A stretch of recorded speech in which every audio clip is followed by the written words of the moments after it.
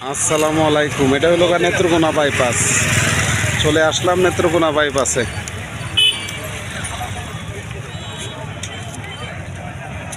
আকাশের অবস্থা কি সুন্দর দেখেন।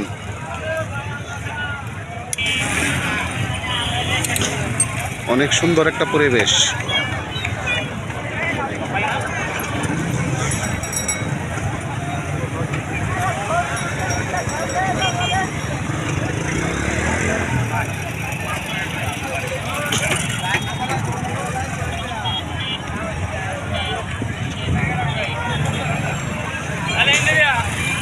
আকাশের অবস্থাটা দেখছিস কি করছে।